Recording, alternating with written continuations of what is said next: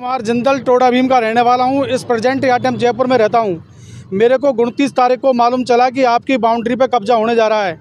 जब मैं वहाँ पर पहुँचा तो वहाँ पर जेसीबी से मेरी पूरी बाउंड्री खाली कर दी, साफ़ कर दी। और फिर मैंने 112 पे कॉल किया पुलिस को। पुलिस की पीसीआर आई। पीसीआर ने मेरे को भी जामडोली ले गए थे और वो जितने भी मुलजिम थे उनको भी सबन को वहाँ जामडोली लेकर गए थे। लेकिन हमारी कोई रिपोर्ट दर्ज नहीं करी एसएचओ साहब ने।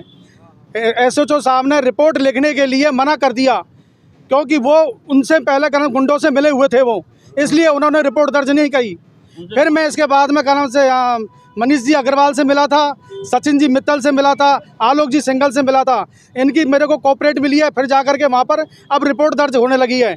और उन असामाजिक तत्वों ने चारों तरफ की बाउंड्रियाँ करा करके और कैमरे लगा दिए हैं। और कैमरे लगा करके वहाँ 4-5 गुंडे हमेशा के लिए रखते हैं वहाँ पर। और हम लोग जब जाते हैं तो हमको धमकाते हैं, मारने की धमकी देते हैं। शराब पार्टी करते हैं। और जिस दिन उन्होंने बाउंड्री बनाई थी उस दिन से 50 से 60 लोग थे जो सबको शराब, मांस, मंदिरा सब चीज़ चल रही थी उनकी। अब साहब हराम के खाने वाले तो बहुत आ जाते हैं, लेकिन हमारे प्लॉट जाते हैं, हमको पता है कि हमारा दुख और दर्द क्या चीज़ है। हमने पैसे कैसे जोड़ के पैसे 1995 में लिए थे हमने। हमारे प्लॉटों पे कब्जा कर लिया गया है। प्लॉटों पे कब्जा हमारा दिलवाया जाए, बस हमको ये न्याय चाहिए। हमको ये उम्मीद है बस। इनसे भूमाफिया हमें परेशान कर रहे हैं और ये रात को भी कब्जा ले लेते हैं, दिन को भी है ना। यूनिवर्सिटी के इकट्ठे करते हैं लड़के 150 और वहाँ पे बहुत माहौल ख़राब कर रखा है इन्होंने। हमारे बच्चे स्कूल कॉलेज जाने से भी डरते हैं, इतना माहौल इन लोगों ने बिगाड़ रखा है।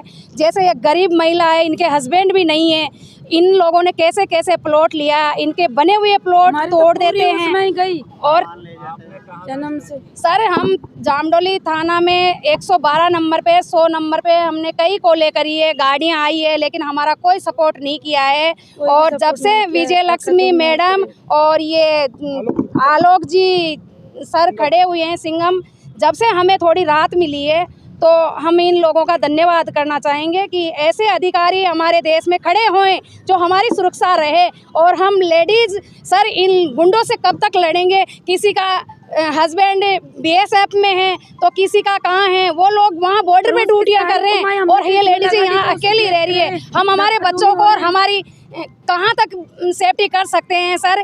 जैसे इसके धक्के दुम्मी दिए, उसी दिन ये गिर गई, इसके लग गई, इसकी रिपोर्टें करवाई, इसको दवा दिलाई है। तो सर इस तरह से हमारे साथ बदतमीजियाँ हो रही है। भूमाफिया हमें इतने मतलब टॉर्चर कर रहे हैं कि तुम्हारी ज़मीन से तुम्हें हाथ धो के बैठना पड़ेगा, तुम्हें जान से ख़त्म कर देंगे। सर हम ये कहना चाहते हैं कि हमें न्याय मिले, जिन जिन के प्लॉट हैं उनको सबको अपना कब्जा मिले और हम लोग वहाँ रहना चाहते हैं सुख शांति से। हमें किसी तरह का कोई डिस्टर्बेंस नहीं किया जाए, हम ये चाहते हैं सर। मैं सीमा चौधरी, मैं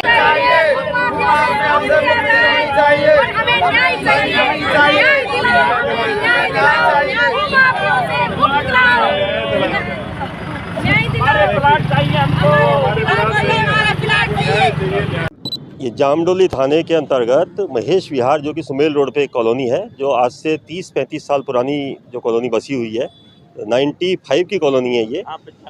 यहाँ अभी बीच में भी कुछ लोग डिस्टर्ब करते रहे और अभी 29 दिसंबर को कुछ भूमाफिया आए और बने हुए प्लॉट, बनी हुई बाउंड्रीज को तोड़ के और वहाँ कब्जा कर लिया। कम से कम 50 से 60 लोग वहाँ मौजूद थे। हम लोग सारे और भी मेंबर्स हैं जो वहाँ के जिनके प्लॉट्स हैं, वो सब लोग वहाँ जामडोली थाने में भी गए और कई बार वहाँ उस दिन कम से कम 5-6 बार ये लोग सब गए। किसी की भी वहाँ कोई रिपोर्ट रजिस्टर नहीं हुई, कोई परिवाद नहीं हुआ, कोई एफआईआर नहीं लगी। सब लोग बड़े परेशान रहे और अपने सामने अपने प्लॉटों पे कब्जा होते देखते रहे, क्योंकि सब सारे गरीब लोग हैं। बड़ी मुश्किल से एक एक पैसा इनने इकट्ठा करके और वहाँ प्लॉट खरीदे और लड़ने की ताकत किसी की नहीं थी। सब लोग वहाँ खड़े होके और वो भूमाफियाओं का कब्जा करवाते देखते गए। वहाँ का कोई थाने का हमको सपोर्ट नहीं मिला।